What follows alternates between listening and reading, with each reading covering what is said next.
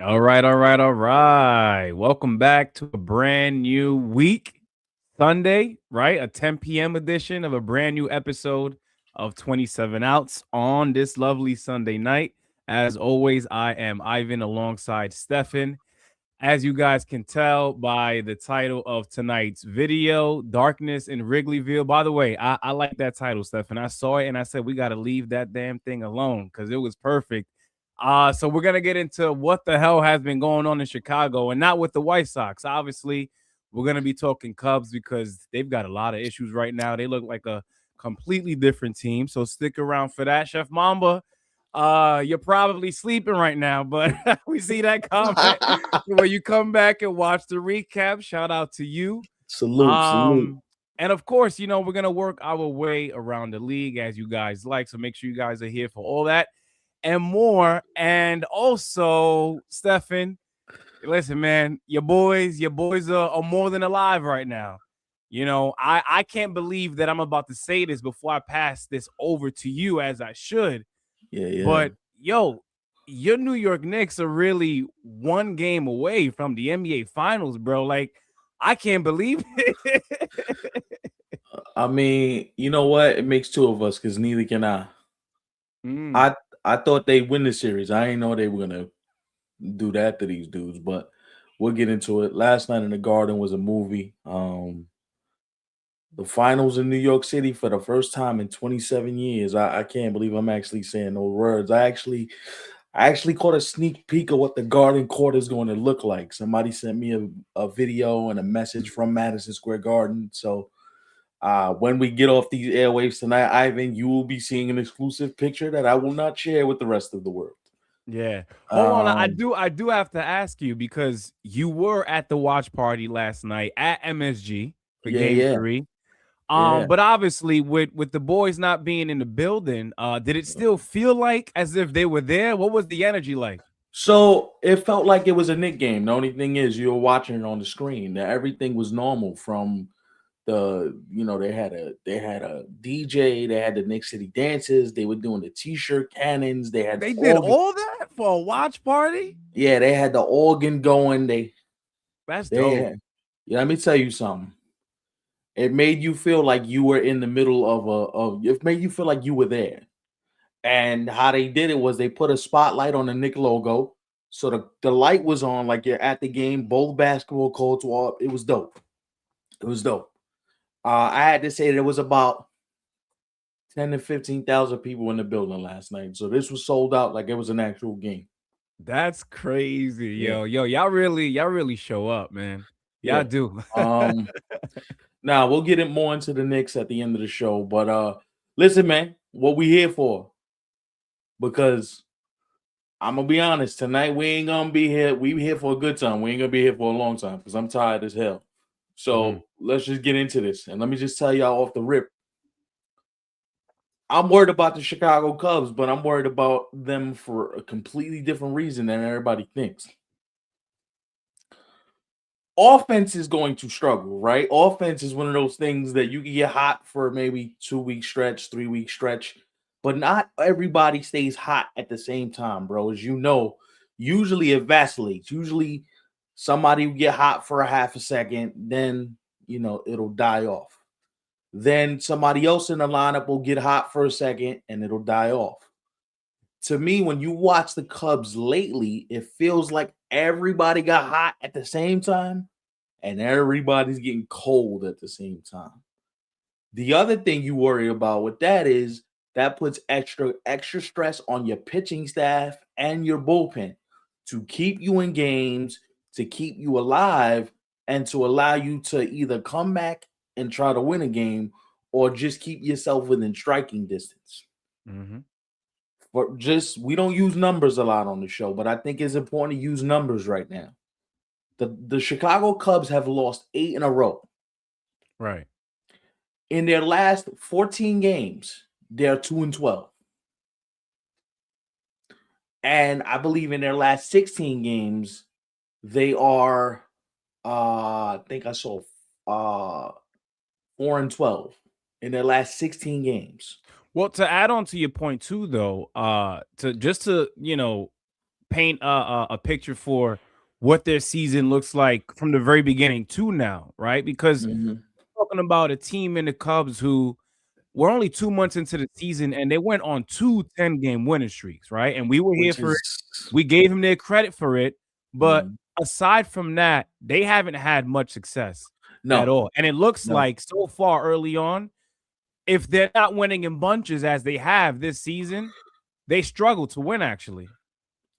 Also, a lot of that is due to the injuries. You know what I'm saying? Matthew Boyd going down with the knee injury, and then uh Cade Horton missing the entire season from early on.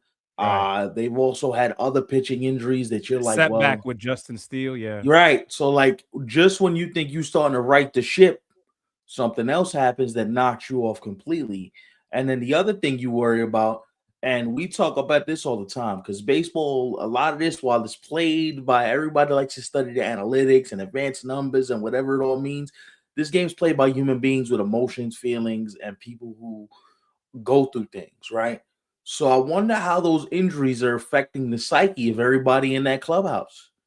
Yo, can we just get healthy? Yo, we ever gonna get healthy? Is everybody gonna be ever be on the same page? You mentioned Justin Steele, Matthew Boyd, Edward Cabrera was just placed on the IL today with the Mhm. blister on his middle finger, and you're just like, You yo, know who was can bad in that rotation too? And I know it's just 2 starts, but he looked awful. I forget how many runs to be exact. It might have been like 15, 16, something like that. But right? Imanaga in his last 2 starts, bro, Yeah, they rocked his world. he got Like lit up today. I've never seen him be that bad before. He got lit up today again. Yeah. Yeah, Christian Walker hit a ball that hasn't landed yet in the bleachers at Wrigley Field today, That's another and thing too. They just got swept by the Astros.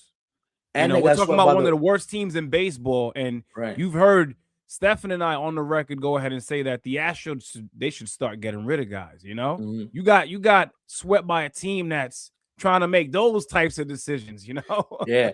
Yo, you know what's crazy is that's the first time the Astros won a game at Wrigley Field since 2013. damn, that's what 13 years. That's a long time. Yeah. That's a So crazy stat. yeah. So when you think about like the craziness of what's going on in Chicago right now, I wonder, and I want to look this up. Anybody that's good at proficient at looking at stats, please help us out because I'm dying to know the answer to this. Have there ever been 2 10-game winning streaks and a 10-game losing streak happen to a team in the same season? I'm dying to know the answer to that. Because remember, D-Rails was good. We see you. They did have 2 10-game winning streaks this year. hmm I want to know, has it ever happened where you had 2 10-game winning streaks and a 10-game losing streak in the same season? That's an interesting stat. If anybody can, help us out, we'd love No, to that know. is interesting. I mean, You know who what I'm knows? saying? Maybe the Cubs might be, if it The doesn't first. already exist, they might be the first team. Another thing I want to ask too, because listen, I'm a fan of PCA when he's on, but boy, I Mm, think yo, I think the city of Chicago, they've been looking for that man since the first half of last season. Because mhm. boy, I mean, the 2 errors that he had on back-to-back Days. games Mhm, when they lost to the Brewers. Remember, it was a ball that was hit right to him. He was right underneath it. I don't know what mhm, happened. Falls out of his glove. The mhm. very next day, a very simple base hit up the middle. Nothing Yeah. crazy, nothing that he tripped or nothing happened. But the ball somehow turned into a little league home run. Like I don't Inside. know what the hell's going So on, so he's charging the ball. The ball ends up under his glove. bro. That's just a lack of focus. He You had laugh. the situation with the fan where he said what he said. I think he's got a lot going wrong with him right now. It's a whole lot. And to go to what you just said, I think it is mental. It is mental for sure. So you laughed when I told you this, but he needs a trip to Iowa. Send that brother to the minor leagues at least for a couple weeks. Get his mind right. You young enough. You ain't an established veteran where you could tell me no.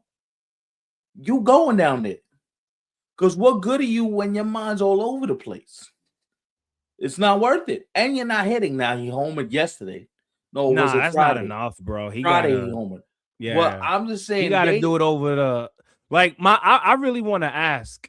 like, can the real PCA like please stand up for real, bro? I Like, mean, what version of like? Because right now, I think so he is showing us who he really is.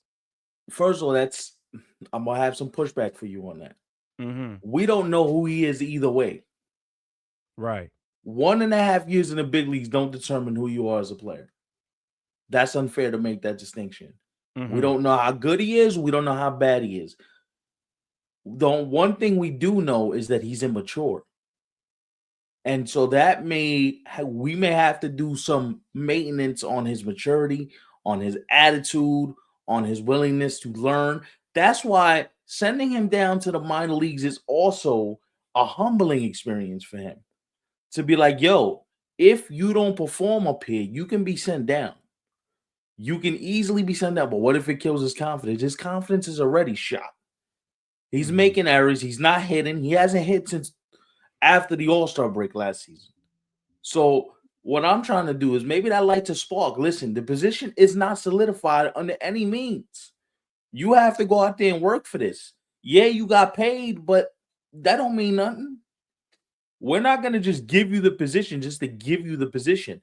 If you're playing this poorly and you're costing the team more than you're helping the team, that is a problem just because we don't know we don't know if you can handle adversity yet.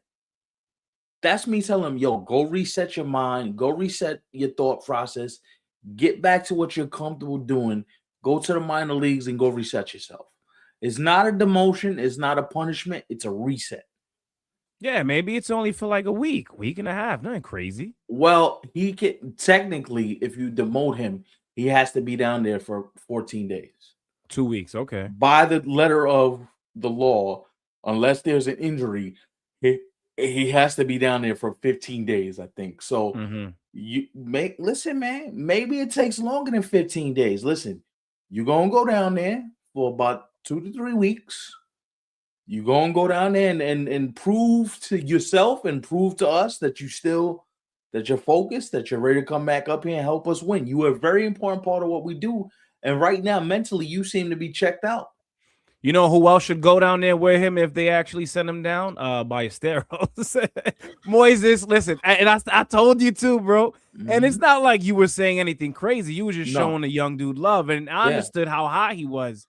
Mhm. But I know he wasn't going to keep up what he did last month. Absolutely not, right? Mhm. But bro, for the entire month of May now, he's hitting less than 100. Like that's a So big difference. Like you went from again, I'm not expecting you to be an all-star, but you showed right. us something. You went from that to now you're not showing anything at all. So do you So belong here? let me ask you a question. So is the league allowed to adjust to him? They caught on to him quickly. That was fast. It happens, bro. Sometimes, sometimes if the league knows, for example, let's just use the example.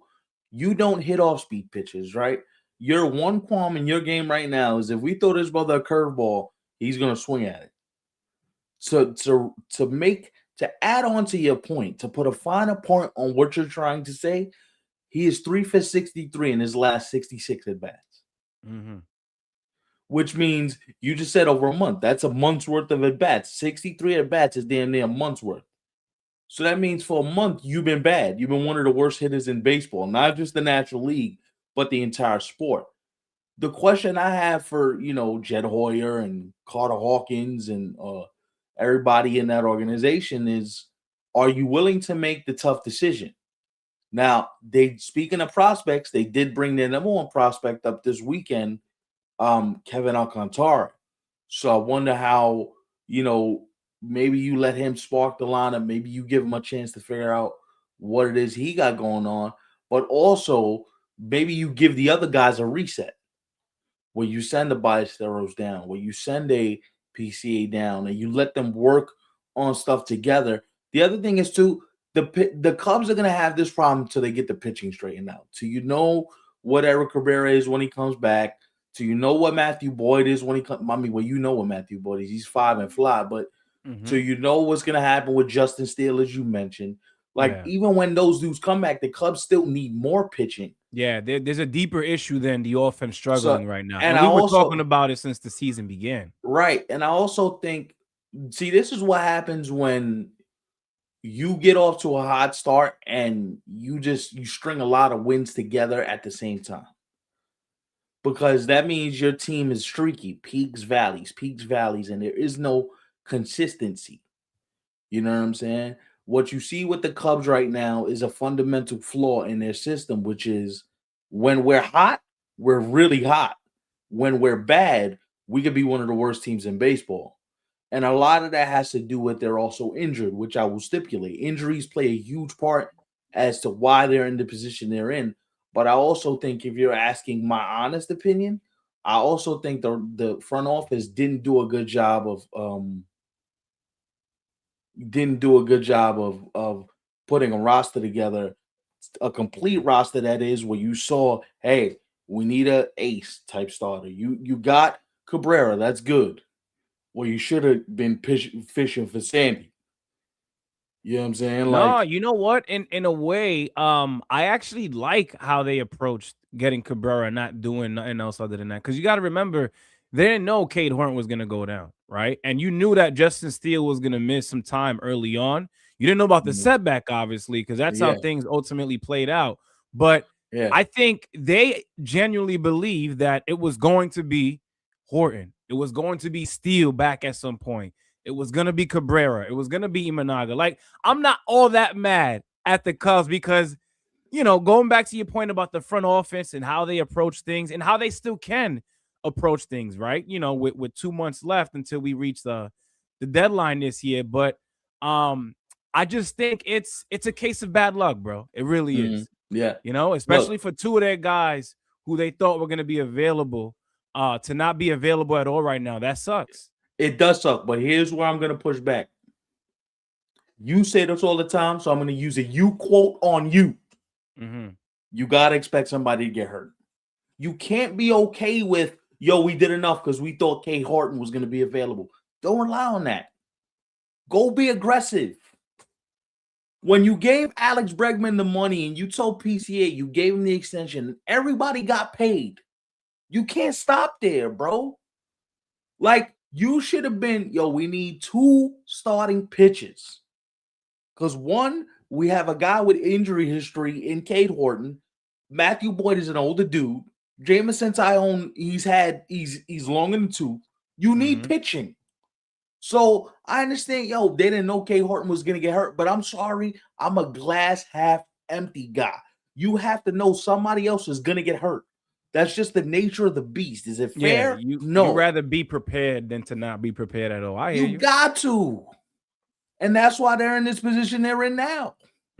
And Like, Colin Ray, he ain't really. That's not what you need. You need more. you know what I would have done if I was the Cubs?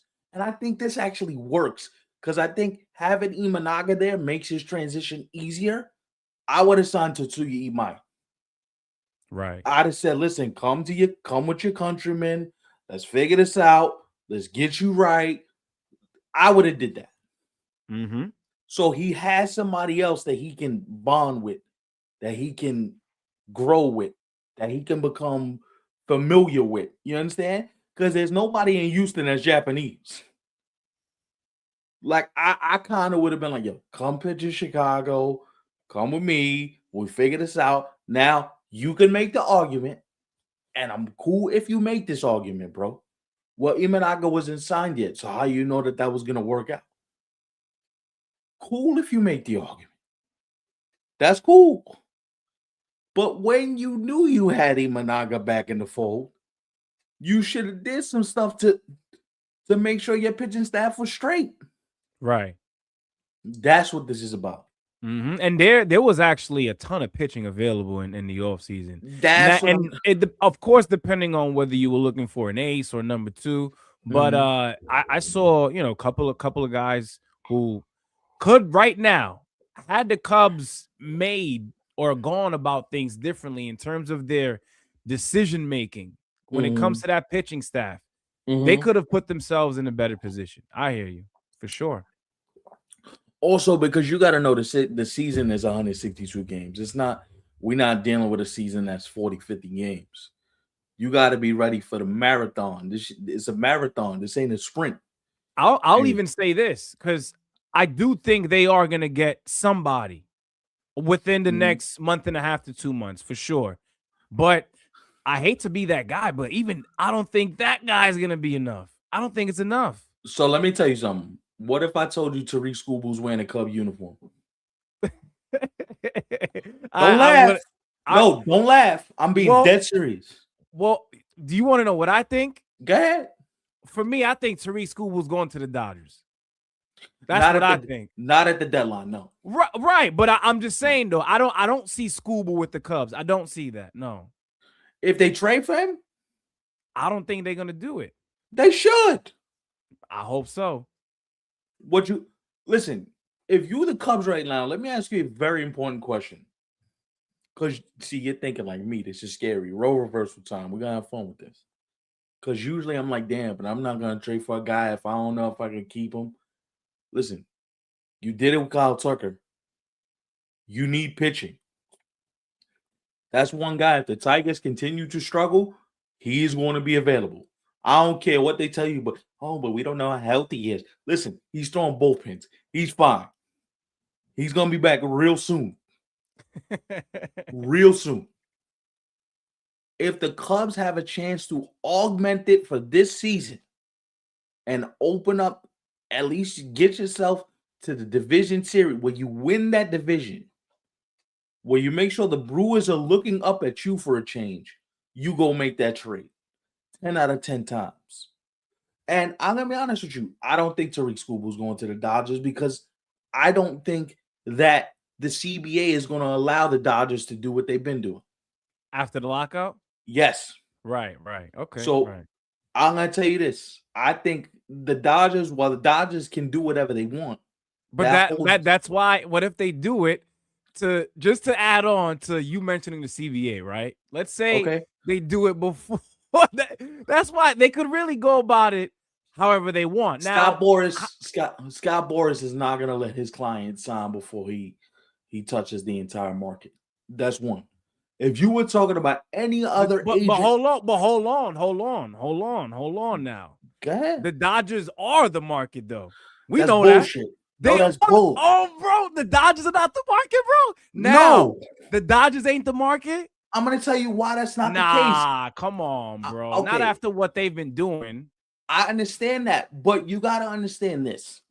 A pitcher of his caliber is going to want $400 million. Right. At the end of the day, you are talking about Andrew Friedman. He's not doing that for that type of guy. They're not doing that. Listen, I respect it, but I just want, because I've done this before, right? I did this with the Dodgers when it came to Edwin Diaz, and I know the money is nowhere near what Tariq School's about to get. Right. I get it, but I'm just talking about moves that I didn't think. Like, did I think the Dodgers needed a guy like a Diaz? Obviously. No. Did I think they needed a Kyle Tucker? Not really, but I guess they felt like they needed him, right? But I just don't want to have the mindset that I've had before. You don't. I'm in a situation where I've been there, done that, in terms of seeing how the Dodgers maneuver and me doubting them. That's why I don't want to doubt it. No, you don't doubt it, but you also got to have your mind open to look at who his agent is. Yes, they will meet with the Dodgers. Yes, they will have conversations with the Dodgers. Yes, the Dodgers will be at the forefront of this. But guess what? So will the Padres. So will the Yankees. Oh, but the Yankees don't need no more pitching. Don't care. Just because I don't need it, that don't mean I don't want it. I want it. Wait, are you talking about for the deadline or in the offseason? No, when his free agency opens, there are going to be 5 teams that are going to be bidding for him. The Dodgers, the Padres, the Yankees, the Cubs should be in this mix too, but I don't know if they play in that pool. But you don't think where he gets traded to, if he does this season, he's not necessarily going to stay there, right? Absolutely not. No, but I didn't think that either. But you know how oftentimes guys want to make sure the trade is where they're ultimately going to stay moving forward. So with Tariq School, you don't think that's going to be the case, right? If his if you would, okay, it goes back to Because this. Let me that's how it is. Because that was you my mindset with the Mets and Freddie Peralta. I was like, oh, Freddie's here to now be the guy, but this okay, season has, changed that okay, quickly. okay. So while I don't disagree with your point, or no, while I want to make a completely different point, because usually you're right, but for this instance, you're completely off base, and I'm going Mhm. to tell you why. Scott Boras is Tariq Skubal's agent. Scott Boras never lets his clients sign extensions. Never, never, never, never, never. He never does, Right. and he never will. If you were talking about any other free agent who had the ability to sign an extension to stay somewhere long term, now you did mention Freddie Peralta, which I do want to bring up. Freddie Peralta is with Aces. Aces usually tells the Aces usually tells the player, "Yo, there's money on the table. Sign this extension, and you'll be good." Mhm. Scott Boras has never done that. Scott Boras didn't do it with Cody Bellinger this year. Scott Boras didn't do it with Juan Soto last year. Scott Boras didn't do it with the Nationals when Strasburg was a free agent. He doesn't do it. He didn't even do it with the Yankees. With Cole, you're gonna take other meetings. You're gonna talk to some other folks, and then if this is what you want to sign, you know what I mean. Then we'll figure it out. Yeah, I don't think the Mets are gonna keep Freddie Peralta. If I had to guess, Freddie Peralta is on the first thing out of here at the trade deadline. Yeah, for sure. Especially and I don't know again what the Cubs are gonna do, but in terms of who they're Pitching, looking at, yeah, Freddie Peralta has mhm, to be on that list for them. he should be, but I'm not giving up the kind of prospect haul that because to me he's not worth it. He's a number 3 starter. I don't know if I want to pay top dollar for a guy that That's a really good 3, man. I'll take that for a 3. On his good days is a 2, so that ain't bad. if the only reason why to me he's a number 3 is because you can't tell me you're pitching into the 5th inning and you barely get into the 6th and you're a number 2 starter. Yeah, he only Can't goes through see like it. 5. Right, right. I need you to eat innings, especially when you're looking to get major money. If you're not eating innings, then I don't think this is a wise investment for me to make. Mhm. It's not wise. Now, for example, can we make the argument that the Cubs are one of those teams that I could see doing something to augment the rotation for now? Yes. And the team I'm going to keep an eye on is the Marlins. Because if the Marlins don't right the ship and become a playoff ish team, then Sandy's available to the first thing smoking, which is why Sandy to the Cubs makes a lot of sense to me. Uh, By the way, the Marlins walk-off grand slam earlier today against the Mets. Wow. all right, so I'm gonna say something. If it ain't one thing, it's the next with the Mets, man. So I'm gonna say something right now. I look like they were writing the shit, but it's time to pack them up. Pack who up? The Mets Pack completely? them up. Pack them up. Pack them up.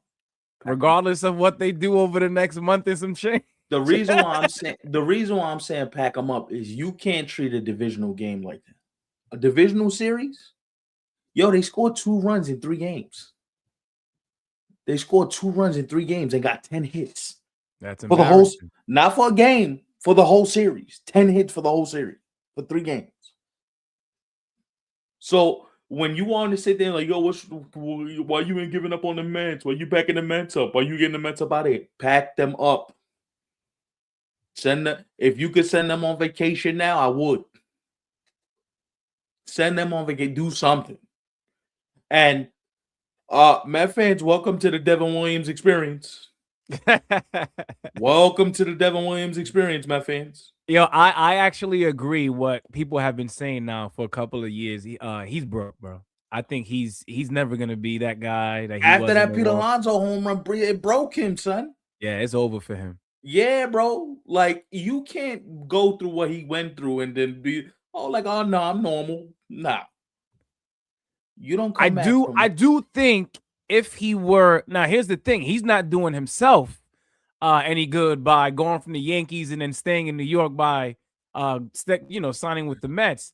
But I Mhm. do think if he were to go to a smaller market, perhaps maybe the numbers could be a little better.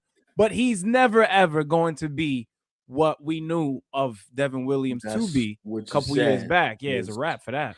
and listen, man, again, going back to the Cubs for a second, like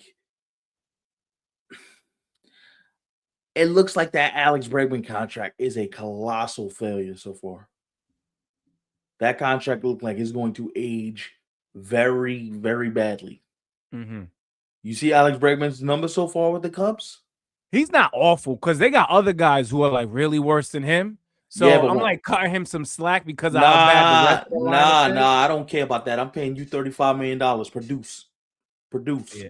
Nah, I don't think he's gonna do it because of how streaky. Again, what we were talking about, the rest of the guys that are also in the lineup, how they are, you know? Which is fine, but I'm paying you $35 million to lead this lineup. If nobody else is going to do it, you have to at least start to turn this. He's been bad. For the money I'm paying, you know how many people on Cubs Twitter are like, yo, damn, yo, why do we give him all this money? He's been But average. what the hell did they expect? Did they think they were getting the Alex Bregman that won the World Series in Houston? Like, yo, what y'all expecting, bro? So let me, not you, but the fan base, to go to your Twitter point, you know? I get it, but like, yo, at a certain point, we did pay you the money we're paying you right now. I get it. At some point, I gotta ask a question like, yo, what are we doing here at the end of the day, right? Especially for the money we're paying you. Mm-hmm. It's not like it's not like you gave him that $35 million out the kindness of your heart. You paying this brother a lot of money, man. And he took the money willingly.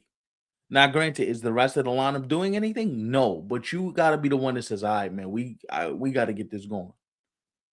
We got to get this going because that's why you're the veteran in the clubhouse. You got to kind of help them steer the ship. No, I agree with you, especially when I look back to how he performed last year with the Boston Red Sox. And not to knock Boston, but offensively, you guys are a joke. But for him to go into Boston and be as good as he was at the plate for them, and to now be in a better lineup because the Chicago Cubs have a better lineup now. Yeah. No ifs, ands, or buts. Like, we're not arguing that. So I know we got some Red Sox fans that watch us. Don't go crazy now. I do agree. His numbers, especially offensively, should be somewhat better. They should be, and they're not, and that's a very disconcerting point. If you are a Cub fan or anybody affiliated with that organization, because what it basically means is he took your money and ran. That's basically what that means. You know what's the tough part about this too for the Cubs? This isn't your typical NL Central year where it's just the Cubs and the Brewers, trying everybody to in the blows on each Centrals, other. yeah. The Cardinals are here early. Yeah, I put up a clip. We talked about it on multiple shows already. They're here. The Pirates are better. Yeah. Who else am I missing? I gotta be missing somebody else, right? I mentioned the Brewers. I mentioned them. The St. Cardinals, Louis, Pittsburgh. Well, I feel like we're missing somebody. right? Oh, the Reds. The Reds. There we go. The Reds who are not healthy, by the way. We talked about Chase Burns and how well he has looked for them. Listen, man, the Cubs, you gotta get your shit together because the NL Central is tough this year. It's a tough division. Yeah. And you know what? I'm gonna tell you this. I'm gonna tell you this right now. You know what I'm noticing? And I know this is gonna sound crazy. There's only like 5 good teams in baseball. The rest of y'all just average. What's the 5? Let's hear it. Dodgers, Rays, right, Yankees, Padres, and Brewers, and probably Milwaukee. Yeah. The rest of y'all, I could it's a lot of hit or miss. I could go without it. Like, there's only 5 teams in the sport that I'm like, all right, y'all the 5 big dogs in the sport. The rest of y'all just here taking up space. Right. They're already down there looking up at the rest of them. You know what's crazy? So the Blue Jays got on this little winning streak, and I'm like, oh, the offense finally turning. Look at them. They had a great weekend. Rock Paul Skeens World yesterday, looking like all world. 2 more injuries today. Wow. Dylan Cease leaves the game with a cramp, and Vladdy takes a rocket fastball off his elbow. So They're cautiously optimistic that both are okay, but just when you thought it was starting to right the ship, Dylan feels something in his hamstring, and Vladdy takes a rocket off his elbow. So Yo, there but what goes are the odds, bro, for that to happen to both of those guys on the same day? in the On the same. same day. And the thing is, we're not Wait, just talking about any players. We're wait, wait, talking wait, about wait. two of their best players You right want to now. hear it get worse? Not only the same day. Oh, the Braves. Thank you. So 6, the Braves.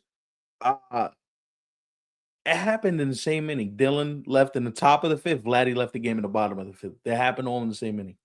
Mhm. They both left the game at the same time.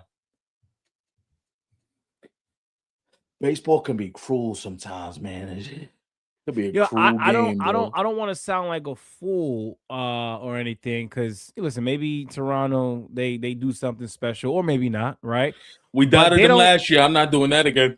Yeah, nah, I don't think they look as good this year, bro. I don't think so. They just don't. Well, they're hurt. They're not Mhm. very healthy right now. But even when they get healthy, all of those guys ain't gonna stick around, dude. That's not how it works. Especially when you have that many players hurt at once. There's gonna be a few that come back, and listen, they might thrive. Other guys, they might not even look like themselves.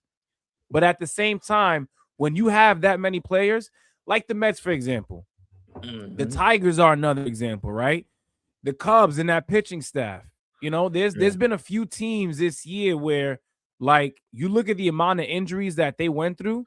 Yeah. You can't even really get over that, especially even if you get to like the midway point of the season, because when those guys do That's return, if you they get they all everybody. don't stay That's back it. at the same That's time. if Yeah, you get everybody back at similar times. You're right. Yeah. yeah, And the sad part is the type of injury that the Cubs are dealing that the Blue Jays are dealing with. right. Alejandro Kirk, you dealing with Addison Barger, you dealing with a bunch of your big important guys that are out for a while. And Jose Barrios is done for the season. There was something wrong with his ligament. So Right. he did have Tommy John. So he's done for all of 2026 and most of 2027. Speaking of being done, just to change subjects for 2 seconds, the San Antonio Spurs are up 21 with 3:45 left in the fourth quarter. We are going to a game 5 tied. Please let these brothers beat each other up for 2 more games. Let it go 7. And then whoever's not worse for wear, come get this ass whooping from your New York Knicks. That is all I'll say. Ass Thank whooping. I don't know about ass whooping, bro. I haven't heard anybody give your Knicks the advantage, bro. Not one bit. listen. And I'm gonna tell you one thing. Now that you brought it up, I've been looking for it, and you know it. I've been waiting for people who actually are Knicks fans, for people who Okay. watch way more basketball than I do now at this point, of course, to Mhm. really help me understand how the Knicks could go all the damn way. And I'm not I'm just gonna talking about getting to the no. finals, I'm gonna but I'm tell you talking why. about win the whole damn thing. Because I'm I'm gonna tell not you. hearing a peep at all. At all. You're gonna hear it right now. The more games they gotta play, the more dangerous it is for them. Darren Fox dealing with an ankle problem. Uh Dylan Harper dealing with a hamstring problem. IG Mitchell for the Thunder dealing with a hamstring problem. Jalen Williams out for the rest of the playoffs. Can I keep going? The more games you play, the more advantage it is for me and my situation. Because that means you're more liable to get hurt. You're more liable to be banged up. You're more liable to have bumps and bruises. Oh, and by the way, and if the Knicks sweep, what's today's date? The Today's 24th. date is the 24th. The finals won't start till the 3rd. I'll take Damn, another week off. that's a lot of time off. I will take another week off while these two teams beat the living daylights out of each other. Yo, isn't Thank you isn't it very much. crazy? Isn't it crazy how quickly things change? Because I remember during the Tibbs era, the thing that we would hear yearly is like, yo, how do you expect the Knicks to be any good come postseason time when, Tibbs ran them down to the ground? And they move on from him. You bring in Mike Brown, and now suddenly the Knicks got all this rest during the playoffs. It's crazy. The thing that they lacked for years, they are now getting at what I think is the best time, really. Like rest Yeah, at this point in the season, yeah. sign me up, honestly. So I'll put it to you this way, and we'll leave the Nick points alone. They are the best team by numbers in the playoffs. And when you watch them beat the Cavaliers, who everybody thought was going to give them a series, including me, they're not playing. Cleveland is lucky if they don't get bolstered or boat raced out that building tomorrow. The Knicks might win by 30, and I'm not even exaggerating. You might get blown out. Yeah, it should be a Like it sweep. might be one of those things where it's like, all right, bro, we done. Cleveland's boring. We don't want to do this with y'all. Let's put y'all to sleep, and let's come back to the Garden and get ready Yo, for you know what we got what's to get ready crazy? for. I saw a clip earlier today on social media. The head coach, Atkinson, he was like, "Oh, analytically, we've won 2 out of 3." Yo, that dude said analytically. Yo, listen, I don't know what they doing with the analytics. I don't know if that's code for drugs, and it could be a code word. Because for him to be saying that, dude, at this point, put the book, put the computer, whatever it is that y'all are using to get these analytics put together, put that shit away. Because clearly, if y'all won 2 out of 3, the Knicks would not be 1 game away from the finals. I'm just Look, saying. Bro, I saw the video. I'm like, yo, what the fuck is this guy talking about? Seriously. Like, so does he even know the team that he's actually coaching out there? He might be watching a completely different series. see, he is, and it's called the hopes of him not losing his job. Because I'm gonna tell you something right now.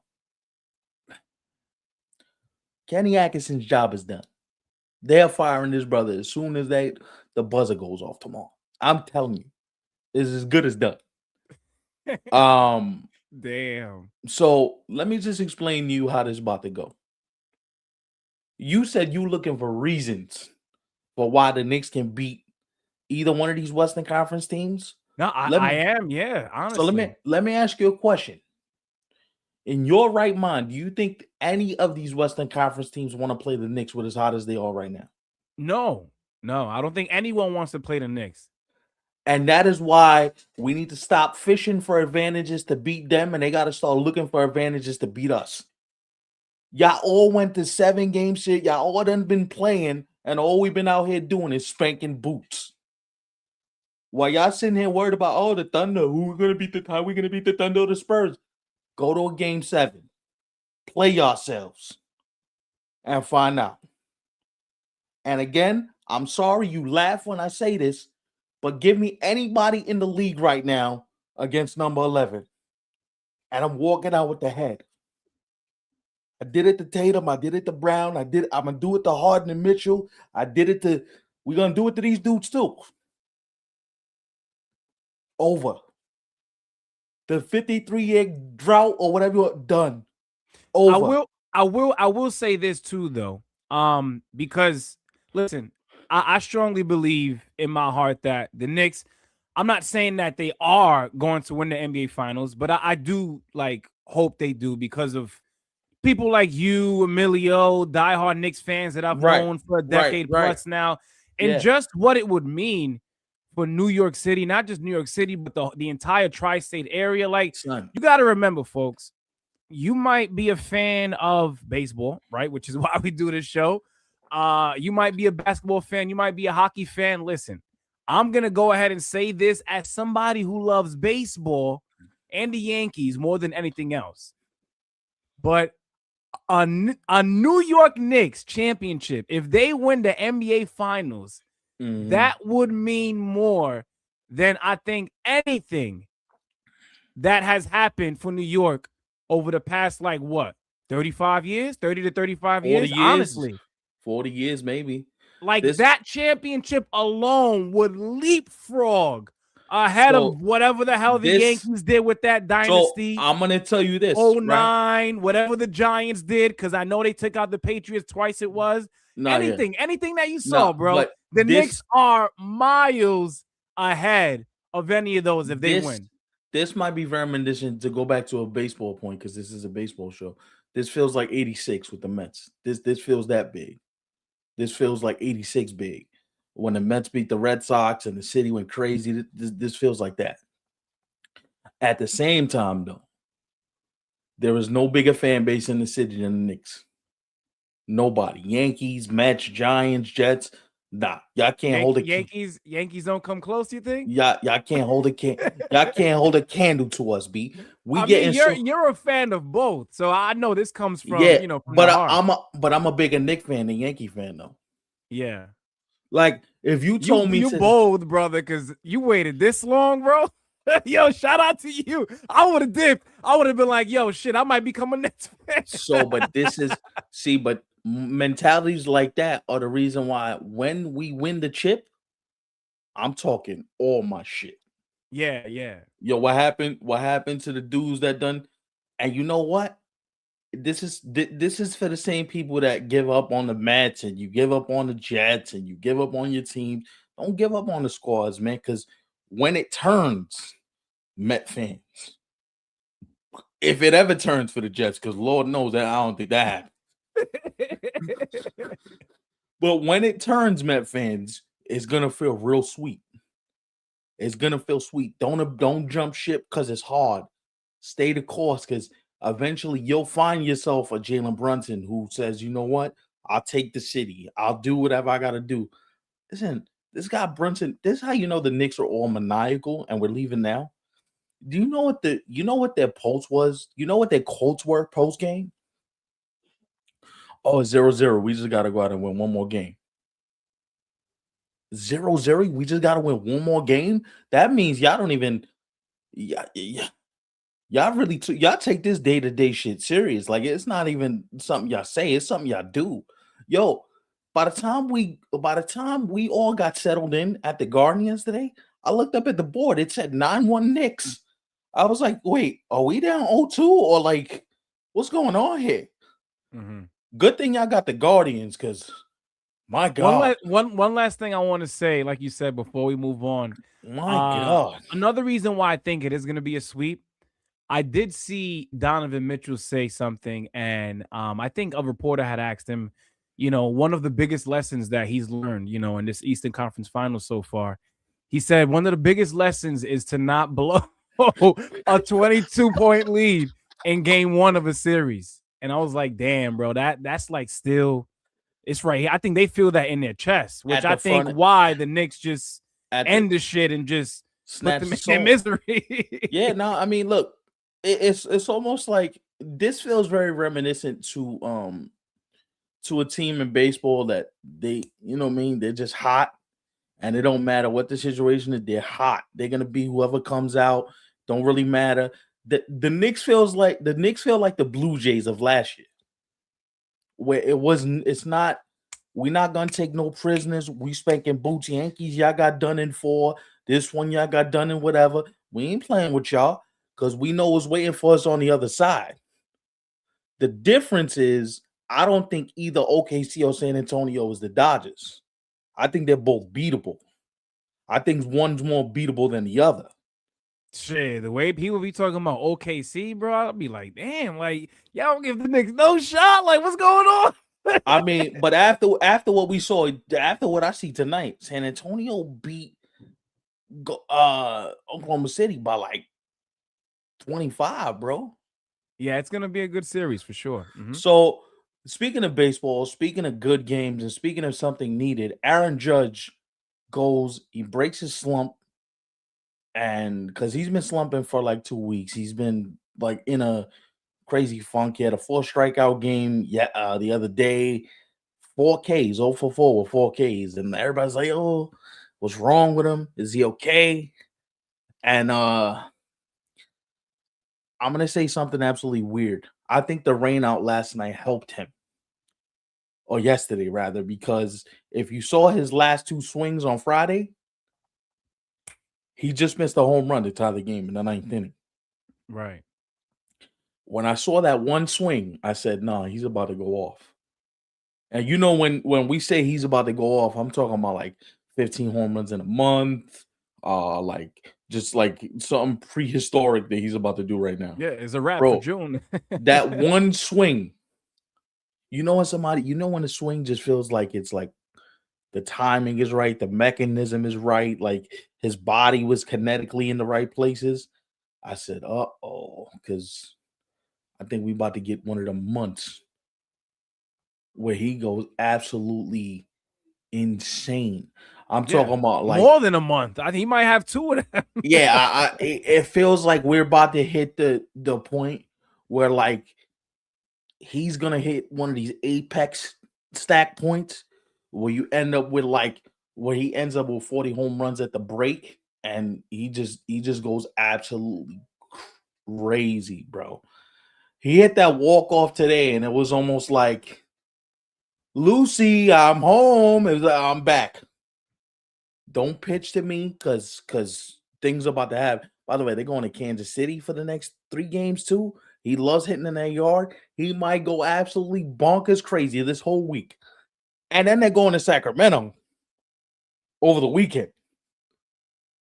Good luck. Good luck trying to get him out this entire next few days. He might end up with 7 home runs in 7 days. He might. I mean, yeah. If you You look at might, the way the Royals been playing, yeah, because it's just like that's an easy 2 out of 3, if not a sweep. you kind of feel like, oh, he's starting to write it a little bit. You understand what I'm saying? Like the at bats feel crisper. The you know what I'm saying? Speaking of crisper, Garrett Cole, good to see you back, buddy. You looked really good. If this is what we're getting for the entirety of your return, welcome back, King, because he looked great. Yeah, it's been a really long time since we last saw him pitch, but I'm He happy looked he's back. great. I didn't really get too deep into the start because obviously the Knicks were on at the same time he was throwing, so I couldn't like fully invest myself. But you looked great. Welcome back, young man. You look like you're back. Yeah. I'm happy Speaking about of that. him being back, I do just want to be real with Yankee fans, right? And this is also me being real with myself, but I gotta no better place than to do it than right here on the show with the chat. But Mhm. now that Cole is back, now that Rodon, like the guys that who we know we're gonna be back at some point, And they're back now. I think Max will be back in like short order because Right. But friendly reminder. There's a lot of baseball left to be played. We have the entire months, excuse me, of of June, June, July, July, August, and August. September. That's Right. 4 months left of baseball that still needs to be played. I Mhm. just hope, that all of these guys are able to remain healthy. Stay Whether healthy they and pitch good or not is all up to them, right? But I just hope that health is something that all of these guys have from this point on, because that's also a lot to ask for if you really think about it, right? Like, well, do you well, think you're gonna look up maybe in like August and the Yankees are gonna have all of their guys healthy? the Maybe reason why not. the reason why Chances I'm aren't all that high.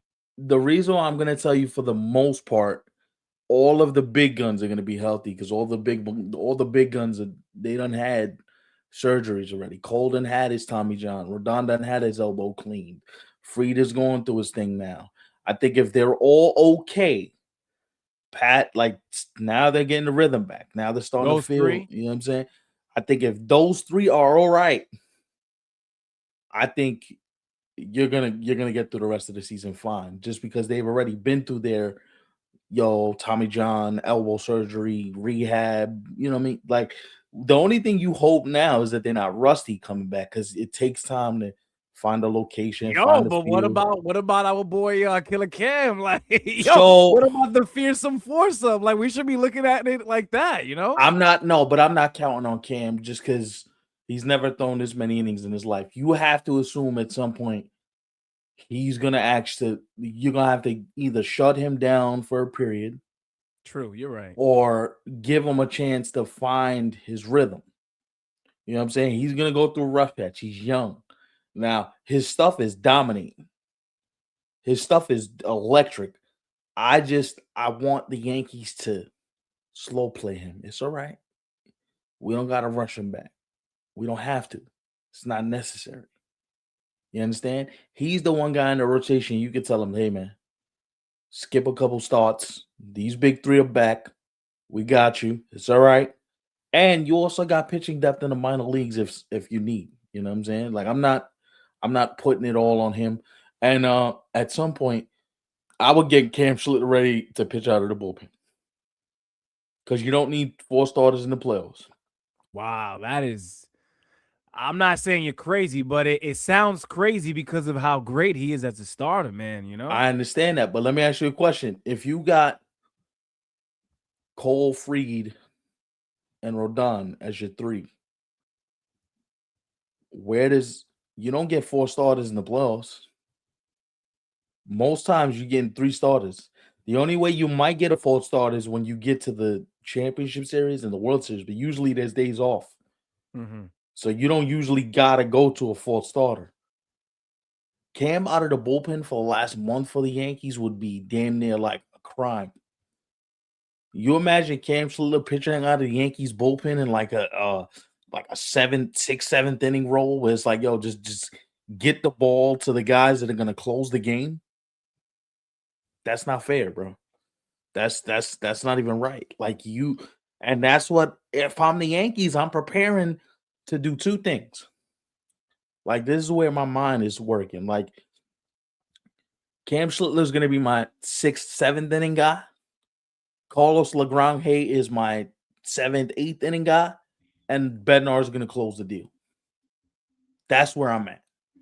Those 2 guys are going to be the spearheads of this new configured high-powered bullpen. Because I was thinking about it, I was like, no love for the Fernando Cruz. Fernando Cruz is good. I feel think like he's Fernando Cruz, upgraded. I think he's awesome. But I'm talking about, listen, I want all velocity coming out my bullpen. I want everybody throwing 1 billion miles an hour. Fernando's great, but I don't want you to be able to see it. I want you to hear it when it comes to the plate. Forget seeing it. Just hear it. What I'm telling you is Cam's throwing 100 just starting. Imagine you tell Cam Schlitter, yo, you can empty the bucket, my boy. You only got to throw maybe an inning and a half. You might get a couple 100 threes. That's crazy, man. That's going to be scary. That's going to be scary. Especially if after you got to face a Cole, a Freed, a Rodon, that's the first guy you got to face out of the bullpen too? Yes. Nah, man, that's crazy. Because what I'm doing at that point, that's like facing 2 starters. But that's why I'm doing it. Because of Cam's stuff. Because we already know what the stuff says as a starter. Yes, and that's why I'm doing it, because what I realize is if I'm trying to shorten the game, right? Like we've seen it with bullpens before in the playoffs, right? Mm-hmm. Where like bullpens in October are there to shorten games. Like you come in 7th inning, by the time the bullpen door opens, psychologically the other team on the other dugout's going, oh shit, this game's already over. We didn't even get started yet. That's what you're trying to do. Like if I'm the Dodgers, like I'm trying to have the attitude of, yo, since I know Glasnow's injury prone, why Glasnow can't come throw out of the bullpen for me? Tyler Glasnow out of the Dodgers bullpen would be incredible. Incredible. Well, I think with the Dodgers, it's really a matter of who's available and who isn't once we get to that point in the year. Because not that Tyler Glasnow can't do it, right? I'm sure he would flourish in something like that. But you know, maybe Blake Snell comes back and does pitch well. Maybe he doesn't. You know, maybe Roki still hasn't figured it out. I still feel like they're trying to unlock something with Roki yet, but he's still fairly young. So he's him young having enough a couple of years to be that, I think is okay. You know, it's no big deal. Speaking of trying to figure things out and get things right, so I'm watching the Padres today. Chad with an interesting question here. Bednar's been a little shaky. Do you think he's going to stabilize? And the reason why I do think so, Chad, is because I think when everything else is stable behind you, the closer tends to stabilize. You understand? Like if you know, all right, they're going to make sure there's no pressure on me. They're going to make sure that when I come into the games, the innings are clean. I don't got to come into a jam. I don't got to come into a tough spot. When I come into this game, it's going to feel very, very like clean for me, right? Like where there's no stress. And this is where, like, to me, I'm going to say something crazy. Like I want to see The Dodgers offense pick up. They picked up the last 2 days of Milwaukee. They went crazy today again. But like Mhm. you want to see the Dodger offense pick up. You want to see the Yankee offense pick up. You want to see all the teams that are supposed to be here. Like you were pleading with the Padres last week. Yo, where your offense at? You got to pick it up at some point. Your pitching's way too good for you to be scoring like 2 runs a game. That's crazy. That's true. Speaking of not scoring, they got the Athletics did it to them today, boy. They hit Michael King pretty hard. And Michael King's been good, and the Athletics walked in there and was like, you've been good, huh? Take Yeah, this 4 Michael runs." King, he's been one of the very few positives this season for the Padres, because not much Mhm. looking bright over there. Nah. By the way, speaking of looking bright, and I know it was a tough weekend this weekend in Cincinnati. Listen, I'm a believer in the Cardinals, man. Every day I watch them, I become more and more like entrenched in like, oh, they're gonna be tough to deal with. Like if they to me, the Cardinals, I feel like this rebuild is getting accelerated with each passing day that they win more ball games. The more you get these young fellas to believe, yo, we can win games. We can win games. We can stay in games. Because now what happens is you say this too in August and September when everybody's tired, these kids are all young, bro. They got nothing but energy. Mason Wynn is a young boy. Nathan Church is a young boy. These kids are all young. So while the older heads are like, damn, it's hot out here. It's August. I'm dying. Maybe their energy just gets them to stay fresh. That's why I said the Cubs got to be careful with the way they like to scuffle, and for how long Yeah. they tend to be bad for, because it's more than just Milwaukee that you have to worry about. You know, It's there's a few the teams that are good Pirates in are your the own team you gotta division. watch too, because that pirate lineup ain't no joke. Mm-hmm. That pirate lineup is pretty good. And ultimately, I would like the Pirates to go get a bullpen arm. I know we talked about this, but I'd like them to like figure out who that person is going to be. Just because I think that would make them even more deadly than what they are already. Because I don't think they're a playoff team as of yet. I think they're more fringe. Hey, maybe what if this works? If what if that work? I don't know if they're there quite yet, but they can be. Do you think we'll see anything? And this could be a little too early, but you never know. You think we'll see any moves in June, or we might have to wait till like July for that? It's funny you mentioned that because I was just about to tell you this market feels way more active now than any other. Like it was never this active last year or the year before that. Right. Okay. So earlier, right? There's actual like I had somebody text me today and was like, "Yo, there's really substantial conversations happening between actual teams where like names are being discussed. Like, yo, what if we did this for this?" And yeah, like there's real actual conversations where it's not usually teams are posturing like, "Yo, what if we did this for this?" Where you got GMs open on the record going, "Yo, this market is like we might get a blockbuster trade my second week of June, third week of June." You know what I'm Wow. saying? Like it feels like there's urgency, right? And one of the teams that I hear is leading the charge on that, surprise, surprise, boys and girls, is AJ Preller. AJ is sitting there like, yo, dog, my bullpen is good, but I want more. I love AJ Preller for his aggressiveness, but sometimes I always ask myself, and this is after I look at how some of these things turn out for him, right? Because a lot of Hmm. things turn out well, like the Mason Miller thing, for example. Say what Yep. you want about what he gave up, but you know Mason Miller is going to be nails his entire time wearing a Padres uniform. Um, but I also ask myself, like, damn, again, AJ Preller, like you still not satisfied. But Clearly that's a not. good thing, because you have certain GMs who they rather than thinking on the Act fly, or moving move. quickly, acting as Yes. you said, they Hmm. hold on to things and they wait a little too long, and it's like, yo, like, get So going. What are you waiting for? this is the point where I'm asking Jed Hoyer to do me a favor. Bro, you got to get on the phone and you got to do it right now. You got to get on the phone. AJ Preller, Jed Hoyer, all these GMs that have to, Jed Hoyer, Carter Hawkins, Everybody in the Cubs front office, do something and do it now before your season goes like this. Don't play around. Like the Mets are bad. I'd be calling David Stearns' office every day. Yo, what do you need for me to get my hands on Freddie Peralta? Every day I would call him with a different trade package. So either he hangs up on me or he finally gives in. You hear from me every day. Those are the only two options. What? I'm not giving up. You crazy? Like, the other thing I'm thinking too, or the other team I'm constantly watching too, and they said it on MLB Network a couple days ago, and I was dying. Mark DeRosa pressed the question of, "Yo, when does the Astros start their rebuild?" And I sat there and chuckled. It was like, they called us crazy. Yeah, when we mentioned Jordan, They called us nuts. They said I was off my rocker. They said I was insane. And look at Mark DeRosa now.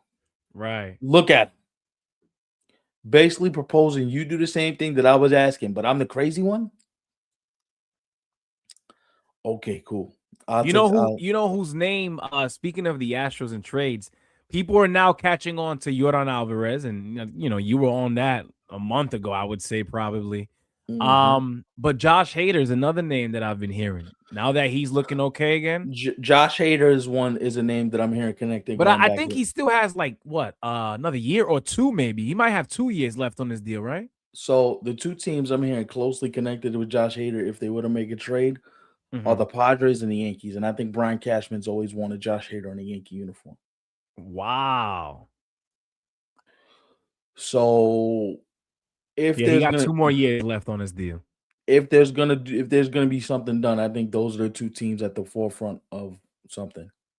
Nah, Josh Hader in the Bronx would go crazy. Because I think listen, if you're the Padres, man, figure out what the hell's going on with that offense, brother. Because you got the guys. But figure out what the hell's going on. Leave the bullpen alone. Y'all are straight when it comes to that. Now I know you can always, like you say, you can never have enough. You can always be better too. You can never have enough, and you can always be better. And that's AJ's whole point. AJ's whole point is like, y'all want to double down, where everybody's like, oh, but why would you double down? You got enough. Maybe I don't. Maybe somebody gets hurt. Maybe somebody's unaffected. Maybe I could trade some for some. Like, I think this is what AJ's thinking. If anybody Padre fans out there, please let us know if you think I'm off base in what I'm about to say. Maybe AJ says, listen, they think I have enough from the outside looking in. You just said they don't need the bullpen.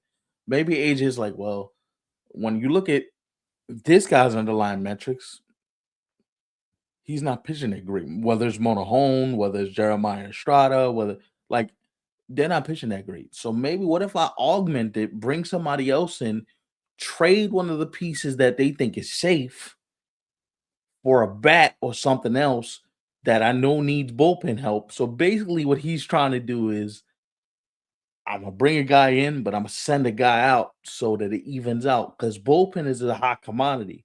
So even if Jeremiah Estrada is pitching well, or even if Monahan is pitching well, I'm going to bring a guy back so I'm not left short, but I'm going to send a guy out so I can cover the other areas. Like you said, they need a bat, right? They do. And they have the talent. They have the guys already. Like that lineup in itself should already be good enough. But because it's not performing, now you got to go out and do what they did last year. Because remember, at the deadline last year, they got Ramon Laureano. And I believe it was Ryan O'Hearn. He's not with them anymore, but Ryan got O'Hearn as well. Exactly. Yeah. Mm-hmm. But I got to see that again this season. Got to see it again. I'm just spitballing. I'm spitballing when I ask this question, right? Because we've been talking about the Cubs. The Cubs clearly the Cubs need bullpen help, but the Cubs also need some starting pitching help. I wonder if the Cubs say to themselves, hey, let's try and get somebody on the phone that can give us something of value while we give them something of value. So what I'm thinking is, what if I'm the Cubs and I make 2 phone calls? I call the Baltimore Orioles and I call the San Diego Padres, because I want one of 2 things. Kevin Alcantara is going to go to the first person that offers me anything of substantive value. What I'm going to say is absolutely crazy, but I need you to follow me. If I'm the Cubs, you know who I asked for, bro? If the Orioles stay like this, Adley Rushman got to be a Chicago Cub. I need him behind the plate immediately. Switch hitting catcher, still young enough. Still, I think got some time to figure it out. That's one.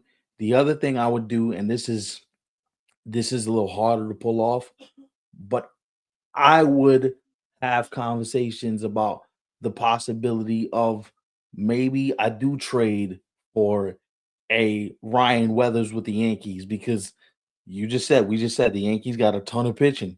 Ryan Weathers is a proven commodity, but Ryan Weathers has also had injuries. So maybe the Cubs call for Ryan Weathers. They put Ryan Weathers in like this long man bullpen starter role. Cash gets something young that he's looking for. Like a Moses Ballesteros comes back to the Yankees. Adley ends up with the Cubs. Your catching problem is solved.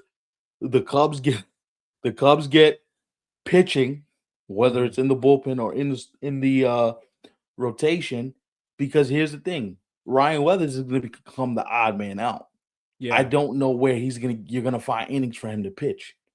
He was good again today against the Rays. He was really good. You know what I'm saying? Like these are the kind of like 3D chess moves that these GMs are probably throwing at the wall, going, "Yo, I wonder if I call Jed, or if I wonder if I call Mike Elias, can we get the ball rolling on some of this stuff, right? Like, what does it look like?" And so, again, Houston may play a part in this too. Josh Hader, if he is available? Okay. If I'm Pittsburgh, do I call AJ Preller and see what it's going to cost to get Josh Hader to wear a pirate uniform? I call. I'd see where it all sits. Sure. Mhm. Yeah.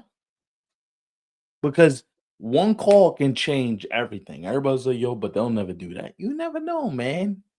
You catch a guy when he's notice trades always happen during two scenarios. Yo, but I called this guy. He was on vacation with his family. It was somewhere in the Exxon Valdez, or there was somewhere in a mountain, and his cell service was sketchy. But I caught his attention. Right. Right. I caught his attention to where I at least get him to think about it. Mm-hmm. I at least get AJ to say, yo, Josh Hader is available. What does it look like? Who's gonna come off? No, well, AJ's in San Diego. San Diego, my bad. Right, yeah. If I'm what's the GM? Dana Brown. Mm-hmm. If I could get Dana Brown to do something that's a little bit off the beaten path, the problem is, does Jim Crane let you trade Josh Hader though? Well, I think if you're the Astros, you kind of have to. I don't think you could really play this on some, we'll hold on to Hader and Right. Alvarez. I think, listen, I would say realistically, both of those guys should be gone. But I'll go ahead and say at least one should be gone for sure. I feel One like should be gone for sure. I feel like Josh Hader's more of a realistic trade candidate at this moment than Jordan is. Because if you trade Jordan, you're waving the white flag. Right. By the way, shout out to the Astros for landing Jordan, because I believe Jordan originally was with the Dodgers, if I'm not mistaken. Yes, he got traded over in the I forgot. I think the guy's name is Josh Fields. Thank you for not letting that man stay over there. So Armand, I'm gonna disagree with you, and the reason why I'm gonna disagree with you is I'll ask you this one question: where does Ryan Weathers pitch? They got too much depth. That's the only reason why you're gonna trade Ryan Weathers, because you have a lot of depth. You can afford to do it. He's gonna be the one guy in the rotation that probably is the odd man out. They're not throwing 6 starters. You just asked me about Cam Schlittler in the playoffs. Right now, if you told the Yankees this is your 5, Cole, Rodon, Fried, Cam, and I feel like I'm missing somebody. Warren?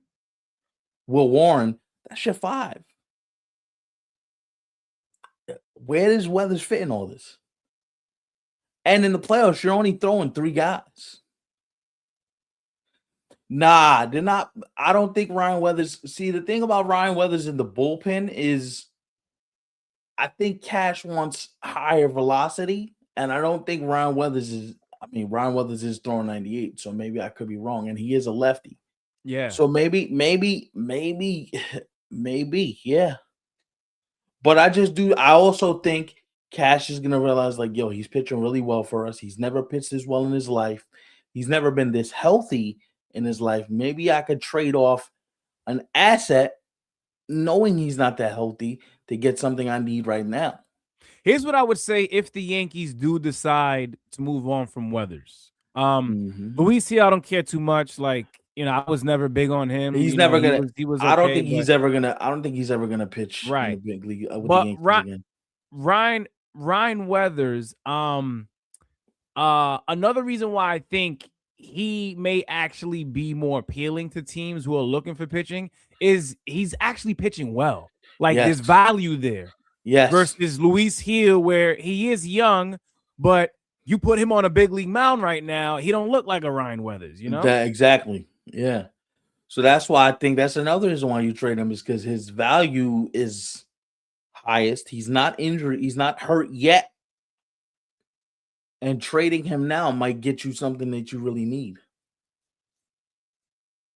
I'm not saying they do it, but I think that they at least think you got to. If you're the Yankees, though, and you do move on from Weathers, you want to make sure that what you get in return is, listen, not perfect, but you want to make sure it's something that is certainly going to benefit you in the second half, and hopefully it's something that's beneficial in the postseason come October time too. And that's because it would suck. It would suck if one of these guys in the rotation, as I mentioned, were to go down later in the year. You decided to move on from Weathers, and now we here looking at each other like, yo, what the fuck? We had it all. We had it all. And because we thought we had too much of it, it's like people who have too much money. They just start buying bullshit. Right? That's what they say. No, I get it. But I get like that's the tightrope you walk, right? Like,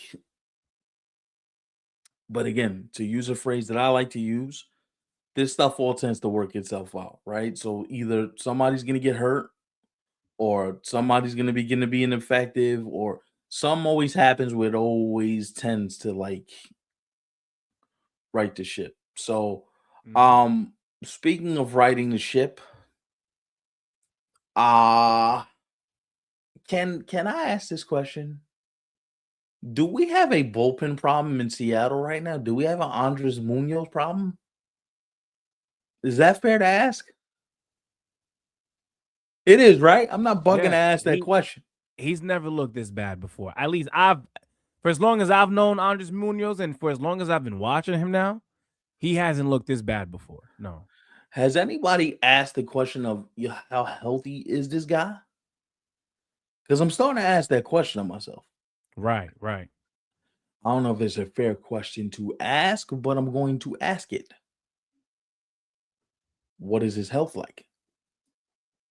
Because like you say, you've never seen him this bad before.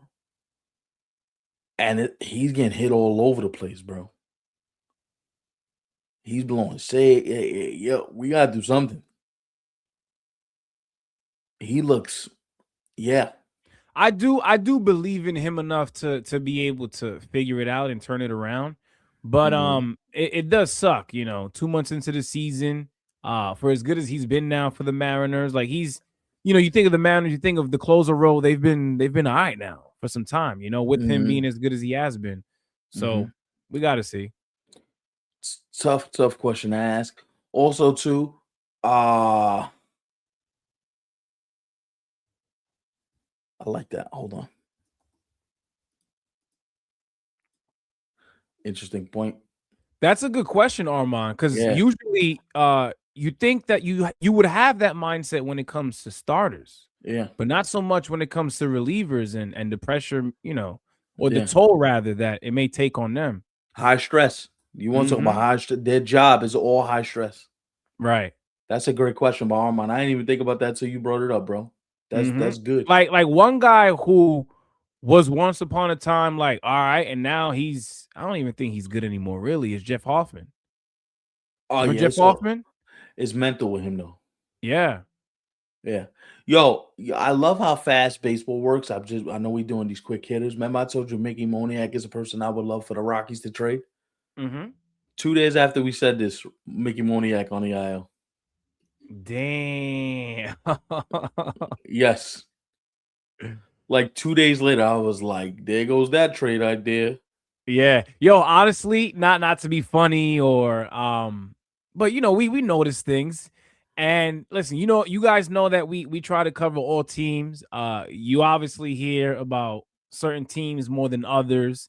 But it's just how the season turns out. And then obviously when you get to October, it's Mhm. only them, the ones that make it, and the rest become irrelevant until the off season if they're lucky and they get Right. active. Yeah.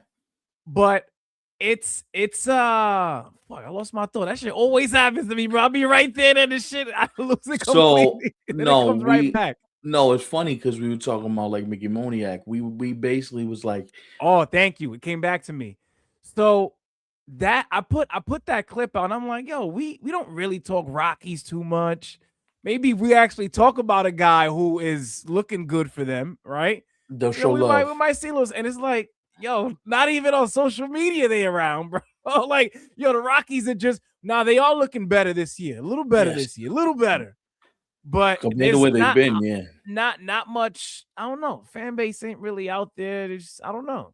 I mean, I wouldn't want to be out there either being a Rocky fan. Being a Rocky fan, you know what I mean? Because I see it from this It's standpoint. tough. Like, obviously, if you ain't like the video, you didn't like the video. We don't give a damn. We just put content out. Not in bunches, but because not every topic makes it to the shorts and the clips. Like, that's why we want you to be able to do what a Armand does and the rest of you guys, which is sit here and watch the full show. But at the same time, I thought, well, listen, Mickey Moniak is a positive, right? Like, Colorado Rockies don't have that much going on for themselves, but maybe talking about Moniak would do some good, and it didn't really do any good at all. But listen, let's see what happens the next time we bring up the Rockies. So you want to laugh? We were just saying talking about the Padres, right? And looking at bullpen pieces. They're interested? They're interested in Antonio Senzatella from the Rockies to put in their bullpen. I'm Oh, telling AJ Preller, I'm telling you, this guy AJ Preller is a nut job, yo. Full on certifiable nut job, yo. This guy is not normal. To the 9 people watching, what's up? We see you. AJ Preller is he's one of those guys that I'm never gonna put nothing past him. Yo, but you think they would do that? Him, yes, because he's crazy. Him, I could see. yeah. And the thing is, he does it year after year after year. Find different Like ways. he's not afraid to be as active as he was last year, and Yeah, then to come around and do it again come 2026. Like he's I wouldn't put it past him. at all. And the thing is, he's working on something that we've never even thought about before. He's working on one of them that you like, damn, I didn't even think about that till they about to pull that off. Yeah. You know what I'm And he's saying? also not afraid to get rid of guys, right? Like how, you hear about certain stories years out or certain deals that got close to the finish line, Mhm, but ultimately like weren't done because of this team didn't want to depart with what this team asked for. mhm. AJ Preller is like, listen, you have what I want. Just tell me what you want, and I'll Yeah, give it to you. yeah, That's no, how he it's moves. Because if you look at what they gave up last mhm, year to land Mason Miller, yo, that was even to land Juan Soto when they did, right? Like, yo, mhm, that was a lot. A lot of teams, like, you pick up the phone and you start asking about, yo, give me top 3, top 5, 10. It's like, wait, hold on. But AJ Preller's like, just take them. Take them. We'll figure out there's the rest later. I'm gonna tell you something right now. There are 4 front offices in the big leagues I don't want to do deals with. San Diego, Tampa, the Guardians, and Milwaukee. Don't want to do deals with them. To the 10 people watching, we see you. Those teams are looking to win every single time, and they get it right often. And not only are they looking to win, they're looking to win the deal. Yeah, yeah. That's the thing. Like you can say, "Oh, they're looking to win," which is true, 1000% No, accurate. I They're meant the looking to deal. win, The deal. but they're looking to win the negotiation. They want to make sure that the deal's going to come to their side of the table, right? Where they're not going to lose many negotiations. They're going to make sure you understand, like, if you do a deal with us, this is going to hurt you. I don't want to deal with that, especially San Diego, because AJ's crazy. He's willing to throw anything at the wall and see if it sticks. Uh Tampa, I just don't want to deal with because Tampa wins the majority of every trade that they're in. Milwaukee's the same thing. And the Guardians, they just grind you down. Yeah, no, never. That's one thing I would actually, if you could take away one thing from the Rays, is never ever make a deal with them when it comes to pitching, because 9 out of 10 times, They're maybe gonna get 10 it out right. of 10, They're gonna but get it right. I'll say they get it wrong maybe one time, but 9 out of 10 times, bro, Yeah. they know exactly what they're doing. That They front know office what is they're good, getting in man. return, and they know what Yeah. they're giving up. They That know front office everything. is that front office. This is one of the reasons why, to me, they're one of the most underrated front offices in the big leagues. They're like top 3. It's them, the Dodgers, and I would Well, say don't the Dodgers have one of their guys, right? Wasn't there a Andrew guy who was Friedman. Andrew exactly Friedman. right? Yeah. Andrew Friedman and Brandon Gomes are the two baseball people in the big leagues. I'm like, brother, if I see a 2-1-3 or if I see a 4-1-6 or not a 2-1-3 or 3 3-2-3, I'm not picking up the phone. What's I that see area a code? California 2-1-3 or 3-2-3. Nah, dog. Uh-uh. Yeah. Uh-uh. And then if I got to deal with AJ, the moment I see a 619 area code, click. I ain't playing with you. The hell no. No, but AJ, you want to pick up the phone, bro, because you know AJ's gonna give you something good. AJ Yeah, not good, gonna give away some BS for what he wants, you know? he might. He might. I mean, by the way, speaking of, who I think makes it a couple interesting deals though? And I don't know if they date. I don't know if they do it. I don't know if they go where I want them to go. But I'd like to see the Athletics make a couple deals. Mm-hmm. Like a Severino, like a Springs. Like, I'd like to see that, me personally. No, I don't think he gets fired at the end of the season. Then I find him. Mm-mm. You know how long Cohen been waiting for that guy to become available? To Yo, fire but him on. that has to suck though, because look at it this way, right? To compare it to something that us as guys, I'm sure, have dealt with. Imagine you being like madly in love with this woman from afar, right? And then you finally get your chance with her, and it's like, damn, this is what I was drooling over like all these years. This shit ain't all that special. Really, I think, because what you just said is true. And now that David Stearns has been with Cohen now in the Mets for 3 years, Yeah, it don't look as good as Cohen thought before he actually got the dude. that's a fair point. But I guess you got to know who you getting in bed with before you take the clothes off, B. Because Yeah, it not might everything that look good is good, bro. Like that not Juan every Soto deal. not everything that glitters is gold, B. But No, that's a true um, saying. That's a true saying for sure. yeah, man. But nah, this was fun. This was fun. I had fun tonight. Cub fans, keep your head up. We see you. I'm sorry if the title kind of threw some of you Cub fans for a loop. Yeah. We love y'all. Oh, McForrest, I don't know if you're gonna watch this or if you get to this point, but shout out to McForrest because I know shout he's out a Mick. Cub fan. He's gonna look at this title and be like, "Damn, bro, y'all had to go in, y'all had to do that. Like that hurts. Like, why did you do that?" And the picture I chose too is real ominous because it's Wrigley at night with the dark skyline. So yeah, It fit. um, It fit. It looked like when I first looked at it, I was like, damn, this looks like it's out of a movie, this shot. yeah. Mm-hmm. So I tried to put the artistic skills and all at the good use. But thank you guys for tapping in. We do appreciate y'all. We'll see you guys again on Wednesday. By that point, two things should be for certain. My New York Knicks should be in the NBA Finals, and Well, waiting actually for who they're gonna play, but yeah, having already advanced. Yeah. yes. Don't And no, then listen. Don't get ahead of yourself, yo. Don't get too cocky, yo. Remain true to no, yourself. I said Enjoy it for what it is. no. I said in the NBA Finals. I didn't say winning the championship. Don't get crazy Right. now. Hold on. Because I'm gonna before we leave, because I know we're out of here. Before we Yeah. leave, not to burst your bubble, not to shit on the Knicks in their parade right now, but it's this year never.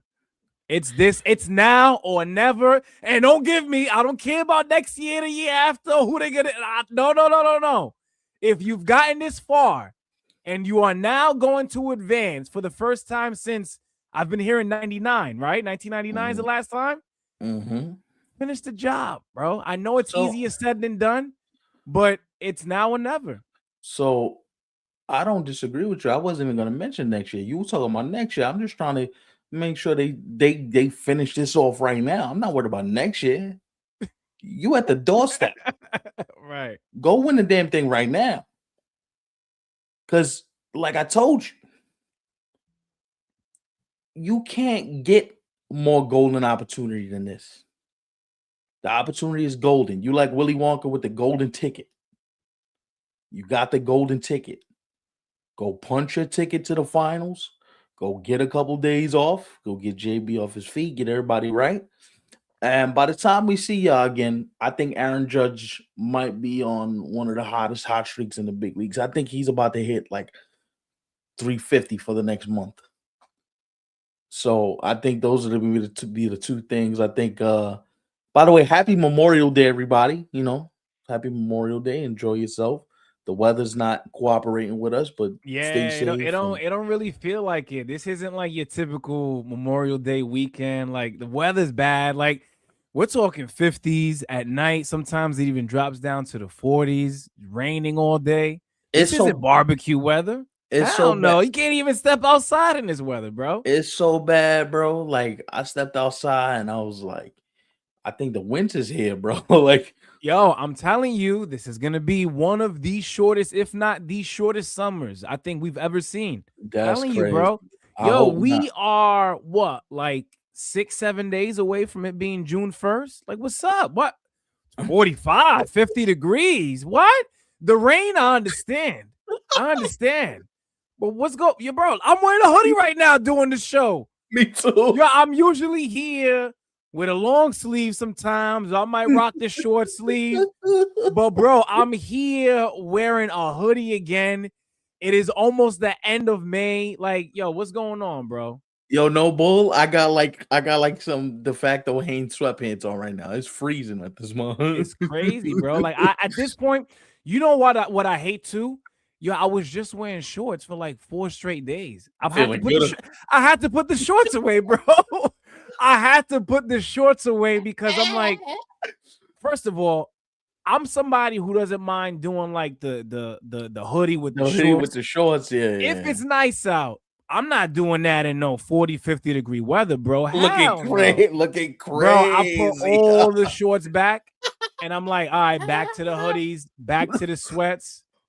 I'm not rocking with it, Oh bro. snap. And Yo, Armand, I know Armand, you know exactly what we're talking about because Jersey ain't too far. We're nah. neighbors. Yeah, you right there, bro. Hell yeah. Mm-hmm. Sucks like This the one. Ah man. Thank y'all for tapping and we appreciate y'all. We love y'all. If you haven't yet, like, share, subscribe to the channel, share the video, and leave a comment, drop a comment below.